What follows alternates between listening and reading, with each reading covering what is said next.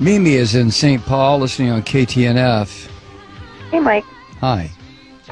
Well, I'm confused. I want to talk about Israel, and so can you even imagine any other country in the world allowing 530 rockets to fall before it took a step to defend itself?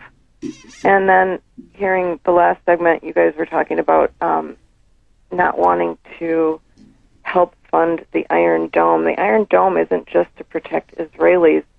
It's also so that they don't have to fire back and cause casualties in these areas of the Gaza Strip where the population is so densely populated. I just don't know. Tell me what you think would be an acceptable... When are the Israelis supposed to defend themselves? How can they do that? Well, wait a second, Mimi. Let me just turn it around and ask you something. You are a family. You have lived in St. Paul, Minnesota for your family and your antecedents for probably, let's say, 100 years. And all of a sudden, I show up on your doorstep, literally on your doorstep. And I say to you, Mimi, get out of this house. This is my house. Let me tell you why it's my house. It's my house because my religion says it's my house. Now get out. Now, I happen to be standing on your doorstep with a gun pointed at your head and at Wait, your... who are you? No. Hold on. No. I listen to you. You listen to me. I don't know which side you're talking for, but okay. All right, Mimi, I'm going to put you on hold so you can go ahead and interrupt if you want to. But I'm standing on your front porch, and I order you and your family out of your house. And I tell you that it's my house, not your house. And the reason it's my house and my block and my neighborhood is because my religious belief says it's mine. And you sit there and you say, well, no. What are you talking about? We've been here 100 years. I'm sorry. Get out, Mimi. So you leave. And the reason you leave is because you know if you don't, I'm going to blow up your house and probably blow up your family. So you leave and you move down the street. And for the next 60 years, you sit there and you get very, very angry because I came into your house and told you to get out. So what you do, Mimi, you decide, well, I know what I'll do. I'm going to start throwing rocks at what used to be my house, and it'll break the windows. That'll make that damn Malloy move. So you start throwing rocks. And then I come outside and I say, Mimi, were you throwing rocks? And you look at me rather sheepishly, and that's when I level an RPG at you and your family and your house, and I pull the trigger, and all of a sudden, whoosh, you're all gone. Now, which is the terrorist? You tell me.